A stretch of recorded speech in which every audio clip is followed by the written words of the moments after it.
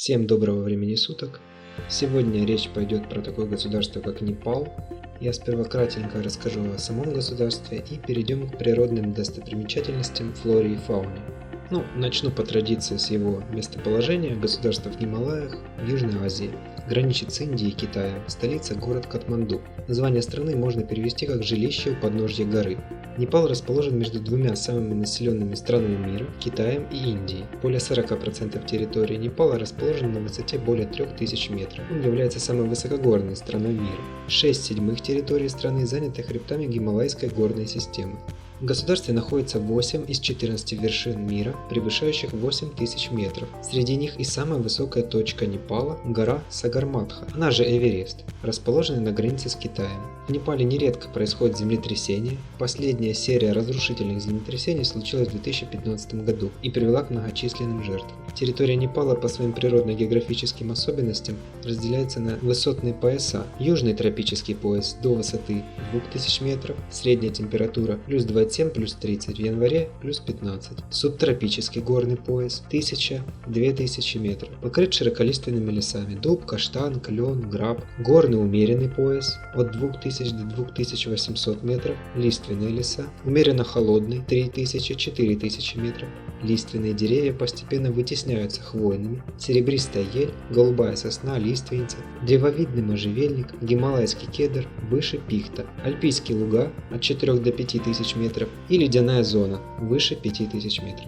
Самыми значимыми национальными парками является национальный парк Сагарматха, находится на северо-востоке от столицы Катманду. Далее национальный парк Аннапурны, центральная часть Непала, 180 км западнее столицы Катманду. На территории парка находятся высочайшие вершины Аннапурна и Дхаулагири, разделенные самой глубокой на планете долиной Кали-Гандаки. Сама долина геологически старше Гималаев, и на ее дне можно найти окаменелости моллюсков. В долине Кали-Гандаки выращивают яблоки сорта Джонсон, высоко ценятся за свои вкусовые качества. Эти яблоки экспортируют в Англию для королевы. И Королевский национальный парк Читван находится в 200 км от столицы Катманду. Парк интересен тем, что на его территории обитают азиатские носороги, почти полностью истребленные в соседней Индии, бенгальские тигры, крокодилы, кайманы и другие интересные животные. В Читване организуется сафари. Под этим словом сегодня в Непале понимают не охоту, а просто поездку на слонах. Это дает возможность зайти в непроходимые джунгли и приблизиться к носорогам на расстояние менее 10 метров. Также достаточно интересное место – озеро Пхева или Фева, второе по величине в Непале,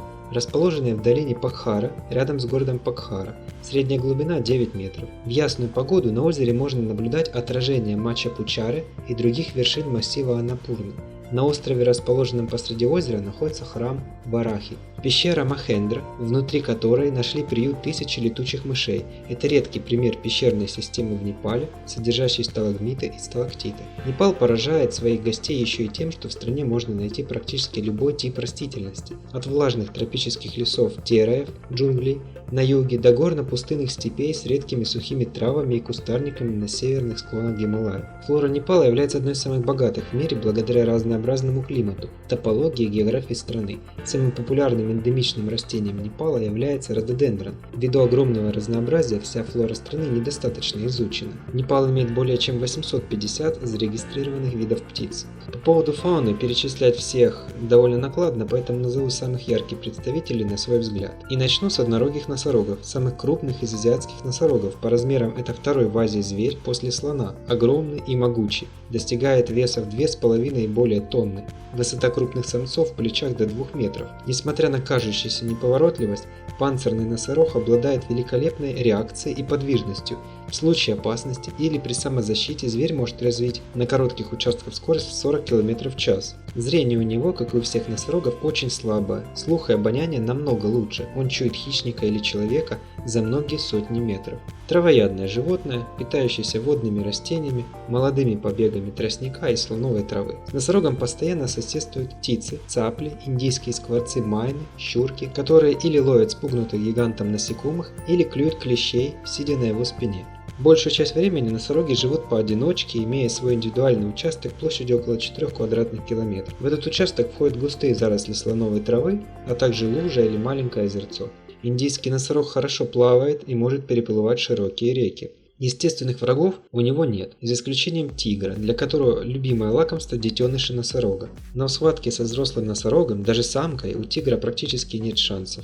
Даже встреча с индийским слоном не опасна для панцирного носорога, который смело бросается на пришельца и, как правило, заставляет его ретироваться. Нередко раздраженный носорог, особенно самка с малышом, бросается с храпом на ездового слона, и не всегда махауту, погонщик слонов, удается удержать своего подопечного. Если слон хорошо обучен и махаут опытен, то при атаке носорога слон остается на месте, а носорог, не добежав нескольких шагов, останавливается или сворачивает в сторону. Но если слон не выдержит и повернет, начнет удирать через высокую траву и кусты, то седоку будет трудно удержаться на его спине. Убежать от нападающего носорога практически невозможно. Такие атаки часто бывают ничем не спровоцированными, так что приближаться к индийским носорогам не рекомендуется. Нападающий носорог дерется не столько рогом, сколько резцами нижней челюсти, нанося им секущие удары. Гималайский тар относится к крупным диким животным. Длина тела самца примерно 170 см, высота около метра. Масса до 100 кг. Продолжительность жизни тара 10-15 лет.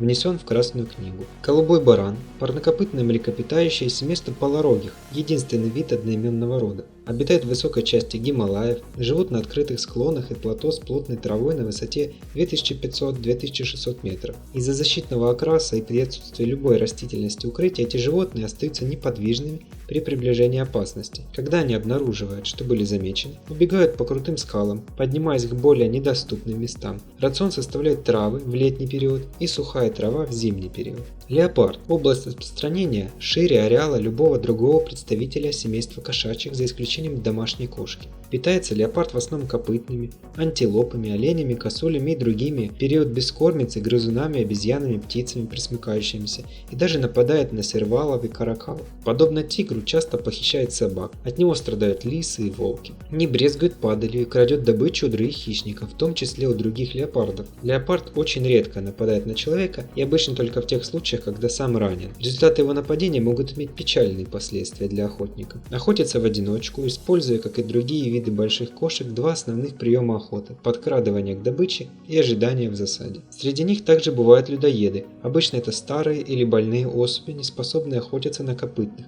Однако леопард-людоед гораздо более редкое явление, чем тот же тигр или лев. Знаменитым был рудропроягский людоед из Индии. На счету этого леопарда было 125 случаев официально зарегистрированных убийств людей. Он преимущественно пробирался в деревни ночью и убивал людей непосредственно в их дворах или хижинах. Помимо одряхлевших и больных особей, людоедами становятся леопарды, получившие ранения от игл дикобраза. Зверь, раненый дикобразом, как правило, становится калекой, утрачивая подвижность и не может охотиться на свою обычную добычу. Таким леопардам остается нападать на людей. Продолжительность жизни в дикой природе 10-11 лет. Также существует дымчатый леопард, довольно древний и более редкий вид. Азиатский слон от африканского отличается меньшими размерами, одним хватательным отростком на конце хобота. Рост до 3,5 метров. Масса 5 тонн. Длина туловища от 5 до 6 метров. Длина бивней около 1,5 метра. Используется как рабочие, транспортные и домашние животные. Например, на лесозаготовках могут переносить бревна и пиломатериалы, загружать в баржи,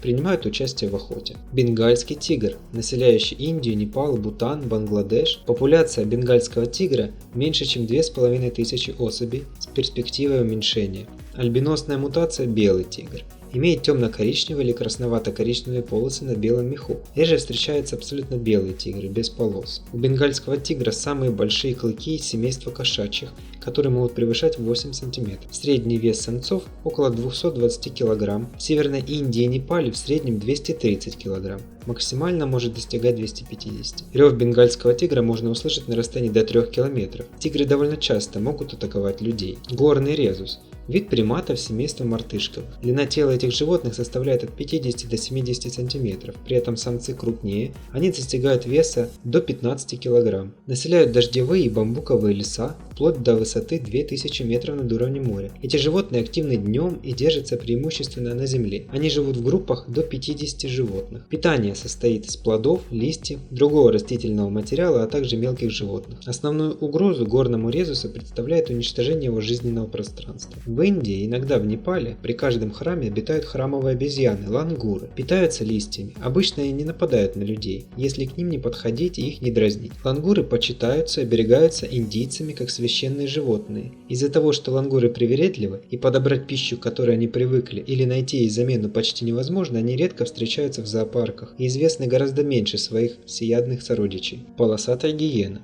Единственная из гиеновых, которая встречается за пределами африканского континента. В раннее историческое время водилась в Южной Европе и Поволжье. Высота в холке до 80 см, вес около 60 кг. Зубы исключительно мощные, способные разгрызть самые крупные кости. Клыки огромные. Зубов 34, для сравнения у семейства собак 40-42. Часто гиены довольствуются голым скелетом копытных, дочисто обгладанным другими падальщиками. В этом случае выручают мощные челюсти, благодаря которым гиена легко разгрызает любые кости.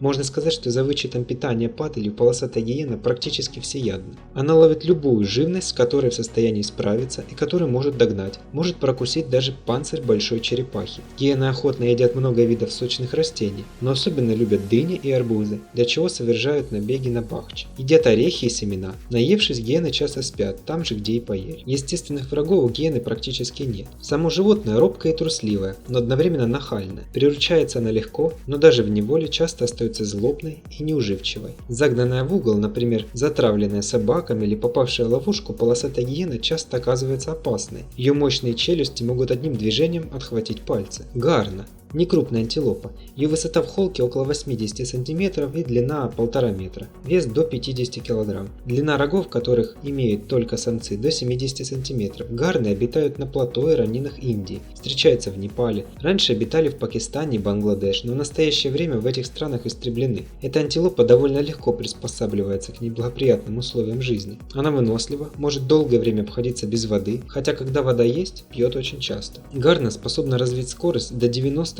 км в час. Расстояние между прыжками достигает около 7 метров. В высоту прыгает до 2 метров. Продолжительность жизни около 12 лет. Тигр или леопард редко ее ловят, поскольку гарны обитают в районах полупустынь или пустынь, где тигры и леопарды почти не встречаются. Главными врагами являются красные волки и бродячие собаки. Иногда на детенышей налетают и гоняют до изнеможения вороны. Уставших они просто заклевывают. Правительство Непала прилагает усилия, чтобы сохранить этот вид. Ирбис отличается тонким, длинным, гибким телом, относительно короткими лапами, небольшой головой и очень длинным хвостом, достигая вместе с хвостом длины до 2,5 метра. Масса до 55 кг. В силу труднодоступности места обитания и низкой плотности вида до сих пор остаются малоисследованными многие аспекты его биологии. В настоящее время численность ирбисов катастрофически мала, от 2 до 3,5 тысяч. По общему виду напоминает леопарда, но меньше, чем он. Ирбис является характерным представителем фауны высоких скалистых гор. Охотится в большинстве случаев перед закатом солнца и утром на рассвете. На юге ареала, например в Гималаях, ирбис выходит на охоту только перед закатом солнца. Известны случаи, когда ирбис пользовался для дневных лежек большими гнездами черных грифов. Животное слабо приспособлено к передвижению по глубокому, рыхлому снежному покрову. На участках, где лежит рыхлый снег, ирбисы преимущественно протаптывают постоянные тропы. Снежный барс способен справиться с добычей, втрое превосходящей его по массе. Основная добыча практически повсеместно и круглый год копытная. Растительную пищу, зеленые части растений и траву также он иногда использует. На всей территории своего ареала снежный барс является вершиной пищевой пирамиды и почти не испытывает конкуренции со стороны других хищников, как, например, ягуар в Южной Америке. На человека нападает исключительно в редких случаях. Тибет. Родина яка. Як эксплуатируется в качестве вьючного животного. В районах разведения употребляется также молоко. На территории России яки встречаются помимо зоопарков в сельском хозяйстве в республике Тува, около 10 тысяч голов. Высота в холке около 2 метров, масса до 1000 кг. Дикие яки не выносят мест, освоенных людьми, и поэтому быстро вымирают. Сейчас они уцелели лишь в высокогорных районах Тибета на отметках 4-4,5 тысячи метров зимой и до 6 тысяч летом. Як хорошо адаптирован к условиям высокогорья. Он имеет более крупные легкие и сердце в сравнении с быками низменных районов. Кровь яка способна переносить больше кислорода, благодаря присутствию в ней значительной доли фетального гемоглобина на протяжении всей жизни. Оборотной стороной такой приспособленности является плохая переносимость низких высот и перегрев при температуре выше 15 градусов. Среди других приспособленных к низкой температуре подкожный слой жира и практически полное отсутствие потовых желез. Взрослые яки прекрасно вооружены, очень сильны и свирепы. Волки решаются напасть на их только в исключительных случаях, большой стаей и по глубокому снегу. Преследуемый человеком як, особенно раненый, без колебаний атакует охотника. Из органов чувств у яка лучше всего развито обоняние, зрение и слух значительно слабее. Панголины или ящеры. По ряду особенностей панголины близки к броненосцам и муравьедам. Длина тела около 80 см, хвоста примерно такая же, массой до 25 кг. Тело покрыто крупными роговыми ромбическими чешуями. Ведут ночной образ жизни, днем прячутся в глубоких, до 8 метрах норах или дуплах и кронах деревьев. Движения медленные. Самый быстрый из панголин, степной, бегает со скоростью 5 км в час. Могут, подобно кенгуру, подниматься на задних лапах с опорой на хвост. При опасности панголины сворачиваются в клубок. Развернуть его под силу только крупному хищнику, тигру или леопарду. Однако если зверь почувствует это, то он испускает из анальных желез жидкость с отвратительным запахом, отпугивающих врагов. У панголинов плохое зрение и слух, но прекрасное обоняние. Питается муравьями и термитами. Как показали исследования, слюни панголинов обладают привлекательным для насекомых медовым запахом. В желудках панголинов находили от 150 до 2000 грамм насекомых, преимущественно 2-3 видов. Другую пищу эти животные почти не употребляют, что затрудняет их содержание в неволе. Воду панголины пьют, смачивая в ней язык и быстро втягивая обратно в рот. Муравейники служат панголинам не только столовой, но своеобразной станцией очистки от паразитов. При этом зверь садится возле скопления рассвирепевших муравьев и растопыривает чешуйки. Насекомые забираются под них и начинают больно кусать панголина, орошая его кожу муравьиной кислотой. Но он терпит это. Через некоторое время панголин быстро прижимает чешуйки к телу и раздавливает муравьев, на чем процедура очищения и заканчивается. Численность этих животных повсюду невысока. В Непале существует два коренных вида крокодилов. Это гавиал, вид крупных пресмыкающихся из отрядов крокодилов, единственный современный вид вроде гавиала, является уникальным животным среди современных крокодилов, хотя миллионы лет назад существовало несколько их видов.